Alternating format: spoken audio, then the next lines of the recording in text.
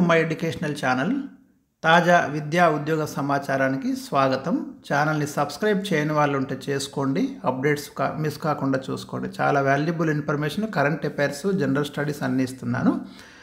విద్యా ఉద్యోగ సమాచారంలో భాగంగా ఇవాళ గ్రూప్ 1 నోటిఫికేషను ప్రజెంట్ స్టేటస్ ఏముంది ఒక్కసారి ఇక్కడ డిస్కస్ చేద్దాం.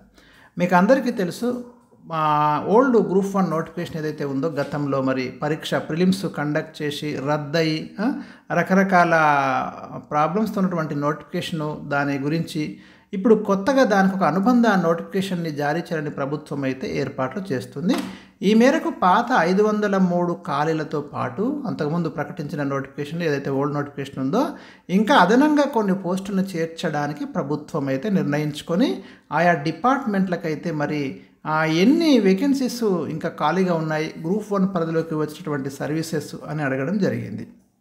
మరి ఫిబ్రవరి మొదటి వారంలో గ్రూప్ 1 నోటిఫికేషన్ ఇవ్వడానికైతే అవకాశాలు కనిపిస్తున్నాయి. ఆ గ్రూప్ 1 తర్వాత ఇంకా కొన్ని నోటిఫికేషన్లు ఇవ్వడానికి టీఎస్పీఎస్సీ ఏర్పాట్లు చేస్తుంది.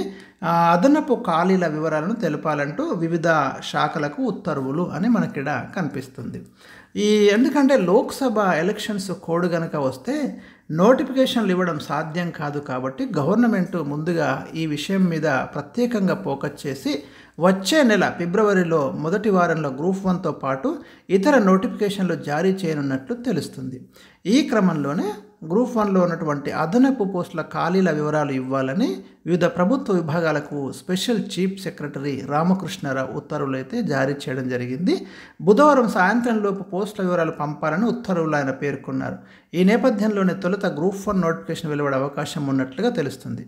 ఆ తర్వాత గ్రూప్ 2 పైన కూడా ప్రభుత్వం నిర్ణయం తీసుకోనున్నట్లు మనకైతే అర్థమవుతుంది. ముందుగా 503 పోస్టులతో 2022 ఏప్రిల్ నెలలో మరి ఈ గ్రూప్ 1 నోటిఫికేషన్ అయితే రిలీజ్ చేయడం జరిగింది. దానికి 3.5 లక్షల మంది అభ్యర్థులు దరఖాస్తు చేసుకున్నారు. 2022 అక్టోబర్లో ప్రిలిమ్స్ నిర్వహించడం జరిగింది. ఆ తర్వాత ప్రిలిమ్స్ ఫలితాలు ఇచ్చి మెయిన్స్ తేదీలు కూడా ఖరారు చేయడం జరిగింది. కానీ పేపర్ లీకేజీ వల్ల దాన్ని రద్దు చేశారు. మళ్ళీ ఏం చేశారు, 2023 జూన్లో మళ్ళీ గ్రూప్ 1 ప్రిలిమ్స్ కండక్ట్ చేశారు. కానీ పరీక్ష నిర్వహణలో అనేక లోపాలు ఉన్నాయని దాన్ని రద్దు చేయాలని హైకోర్టు తీర్పిచ్చింది.